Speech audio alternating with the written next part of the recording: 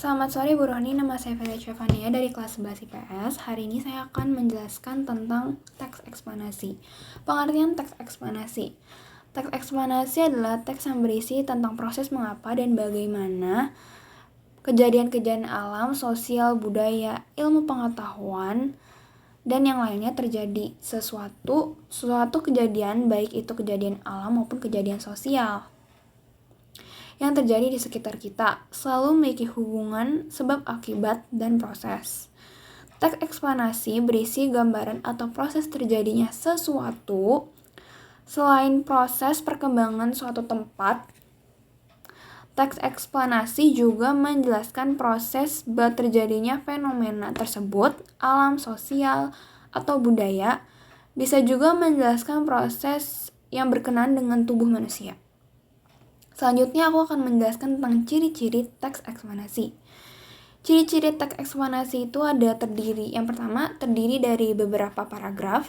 Yang kedua, setiap paragraf menyusung sebuah topik. Yang ketiga, kalimat yang berisi tiap paragraf berupa fakta. Yang keempat, fakta dirangkaikan dengan pola kronologis urutan waktu ataupun secara berkualitas, kausalitas sebab akibat. Selanjutnya ada struktur teks eksplanasi. Yang pertama ada pernyataan umum. Di bagian pernyataan umum ini, sebuah teks eksplanasi menjelaskan tentang gambaran umum, fenomena, atau peristiwa yang akan dibahas. Poinnya itu bisa mengangkat tentang proses bagaimana fenomena atau peristiwa alam itu terjadi, bisa terjadi. Yang kedua adalah urutan sebab akibat.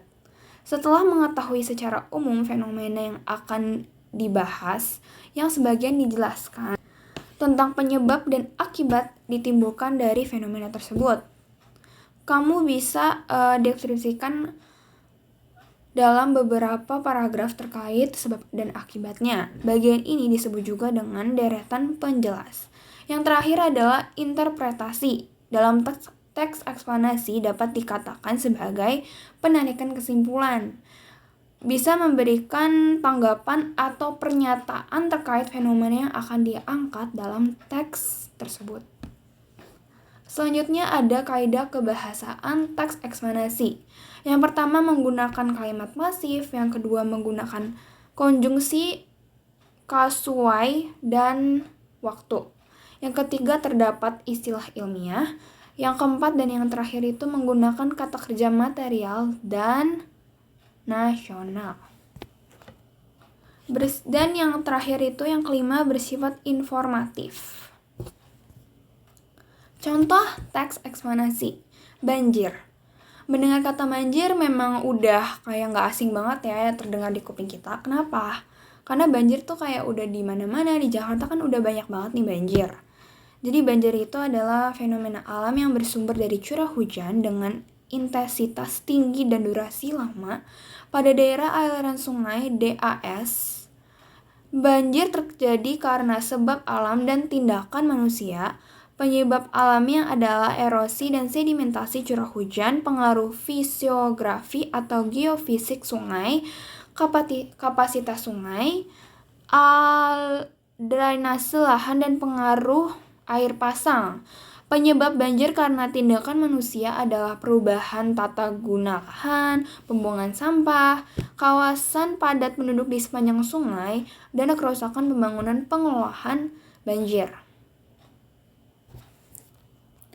Penyebab alami banjir. Sebab akibat perubahan tata guna lahan terjadi erosi, sehingga sedimentasi masuk ke sungai dan daya tampung sungai menjadi berkurang. Hujan yang jatuh ke tanah airnya akan menjadi aliran permukaan runoff di atas tanah dan sebagian meresap ke dalam tanah yang tentunya tergantung pada kondisi tanahnya. Ketika suatu kawasan hutan diubah menjadi permukiman, hutan yang bisa menahan air permukaan cukup besar diganti menjadi pemukiman dengan resistensi aliran permukaan kecil. Akibatnya ada aliran permukaan tanah menuju sungai dan hal ini berakibat adanya peningkatan debit aliran sungai. Penyebab banjir karena faktor sosial. Perubahan tata guna lahan merupakan penyebab utama banjir. Dibandingkan dengan yang lainnya, apabila suatu hutan yang berada dalam suatu aliran sungai diubah menjadi pemukiman, debit puncak sungai akan meningkat antara 6-20 kali angka 6 dan angka 20 ini bergantung pada jenis hutan dan jenis pemukiman. Demikian pula untuk perubahan yang lainnya, akan terjadi peningkatan debit puncak yang signifikan. Deforestasi, degradasi lingkungan, dan pembangunan kota yang penuh dan padat dengan bangunan beton dan jalan-jalan aspal tanpa memperhitungkan drainase, daerah resapan, dan tanpa memperhatikan data intensitas hujan dapat menyebabkan bencana alam banjir. Analisis teks eksplanasi banjir. Pernyataan umum. Banjir adalah fenomena alam yang bersumber dari curah hujan dengan intensitas tinggi dan durasi yang lama. Pada daerah aliran sungai DAS, banjir terjadi karena sebab alam dan tindakan manusia. Urutan sebab akibat.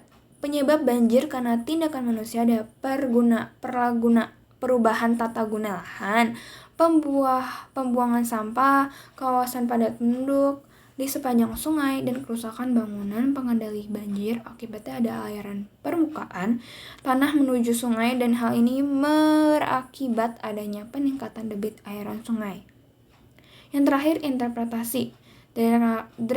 Degradasi lingkungan dan pembangunan kota yang penuh dengan bangunan beton dan jalan-jalan aspal tanpa memperhitungkan drainase, daerah resapan, dan tanpa memperhatikan data intensitas hujan yang dapat menyebabkan bencana alam banjir. Kaidah kebahasannya menggunakan konjungsi kausalitas sebab alam karena tindakan manusia dan sehingga sedimentasi. Penggunaan konjungsi kronologis nggak ada. Penggunaan kata benda jenis fenomena banjir dibandingkan kata teknis nggak ada. Terima kasih.